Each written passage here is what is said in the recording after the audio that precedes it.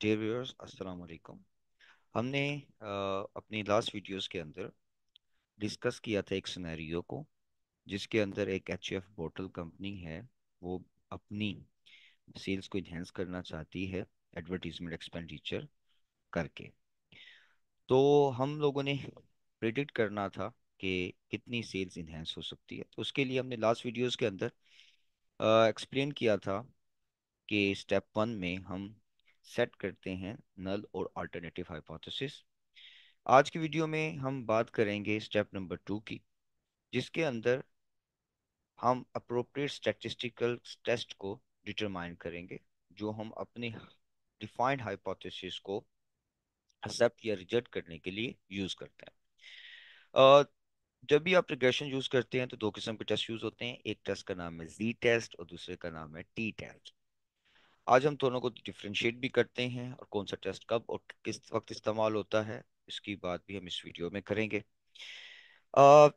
जब आपका sample size large हो, लार्ज सैंपल साइज मीन्स जब आपकी number of observation greater than 30 हो, तो उस सूरत के अंदर आप लोग जी टेस्ट यूज करते हैं। और जब आपका सैंपल साइज स्मॉल हो, मीन्स कि number of observation less than 30 हो, तो उस सूरत में हम टी टेस्ट यूज करते हैं। सेकेंडली, जब हमें पॉपुलेशन की स्टैंडर्ड डेविएशन का इल्म हो, यानी कि स्टैंडर्ड डेविएशन पॉपुलेशन की नोन हो, उस सूरत में भी हम जी टेस्ट यूज करते हैं।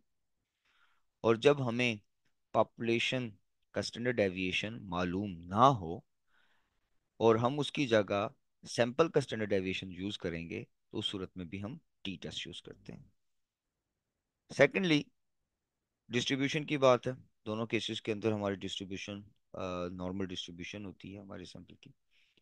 तो अब जो फार्मूला है जी टेस्ट का, वो सिमिलर लाइक का टी टेस्ट है, लेकिन यहाँ पर हम पॉपुलेशन का स्टैंडर्ड डेविएशन लेते हैं और यहाँ पर हम सैंपल का स्टैंडर्ड डेविएशन लेते हैं।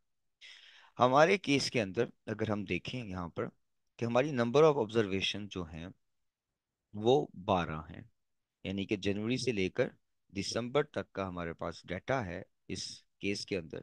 तो यकीनन जब हमारी number of observation N is less than 30 है, तो उस सूरत में हम यहाँ पर टी टेस्ट यूज करेंगे।